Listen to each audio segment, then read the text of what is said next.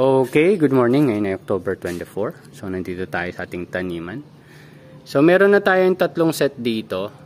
Dito sa ating Easy Hydroponics 101. Na ang gamit lang natin is bottled water. So, ayan. Dito, hindi ko na na-videohan pero nakadalawang salin na ako dito. So, alam ko kahapon yung huling salin ko. Kasi nag-transfer tayo ng bago eh. Pero mamaya na yan. Ito. Then, nakakita ako ng isang trips doon. May nakita tayong isang trips doon. Pero hinahanap pa natin baka meron pang iba. Para hindi na lumala yung problem dito. So, magandang learning para trip management nyo. Yan. Mapansin nyo yung ugat. Mahaba na, diba? Halos nasa baba na yata siya. Kita ba sa video? Yan, halos nasa baba na siya. Tingnan natin ito.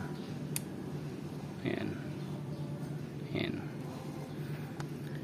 So, next nyan, pagka-harvest, ito pala. Yung initial nito, nung unang batch natin, 2 ml per liter lang. Pero nung nagsalin ako, tas may pH down pa dati. May pH down. Tapos nung nagsalin ako nag-refill tayo ng nutrient solution, master blend pa rin ang gamit natin. Pero ang rate na ginamit natin is 3 ml. 3 ml per liter. At wala ng pH down. Ito na yung nilagay ko dito. Diyan, ito sa second batch, tsaka dito sa third batch natin. Puro 3 ml per liter na yung ginagamit natin ngayon. Habang ina-ice ko pa. Or kumbaga, ito yung nagiging experiment natin na pwede natin i-implement dun sa mga malalaking box. Pero experimental pa yun, siguro isang box lang. Kasi hindi mo alam kung ano magiging result. So, ako kasi, sa setup ko, pag nagtatrial ako, ay paunti-unti lang. So, tingnan lang natin yung date.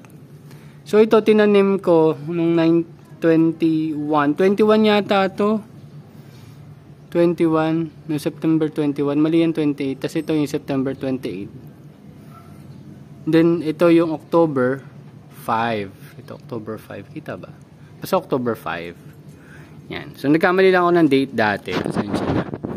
Then, yung next natin is either soon, siguro mga 2 to 3 days, dito natin ilalagay yung isa pang set.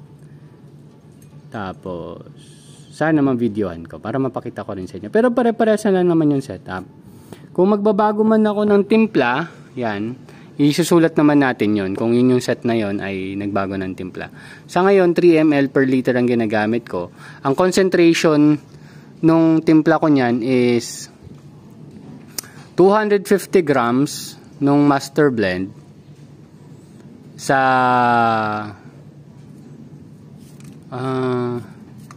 tama ba? Sa 1 liter ng tubig. Ang gamit ko din doon is distilled water. Hindi ko pa nasubukan yung tap water. Pero meron kasing instruction doon na pwede mo ihalo mo siya diretso sa tap water. Yung powder form ang hirap maghalo pag malaki yung tub. Kaya mas maganda para sa akin talaga gumawa muna kayo ng concentrated solution, which is 250 ml in 1 liter. So, check nyo na lang yung video ko kung paano ko ginawa yun. Marami naman dyan. Or, check din kayo sa ibang mga nagsishare ng knowledge. So, yun. So, hopefully, gumanda ang ating experiment. Pero kasi parang 6 batches yan eh. Pagdating nyo ng 6 batch, i-harvest nyo na yung first batch, which is ito. So, nakakatatlong batch pa lang tayo. Papunta pa lang tayo sa pang-apat na batch. Then, pagdating natin sa 6th batch, harvest na natin ito. Makikita natin yung result. So, huwag kayong maglala. Marami tayong box. Marami tayong ano na lang yung pagpepestohan na baka doon ko ipesto banda or dyan sa double layer. So, tingnan natin. So, mapapakinabangan pa naman natin yung mga iba't ibang gamit natin dito. So, yun lang. Thank you very much and see you next updates mga tropa. Bye-bye.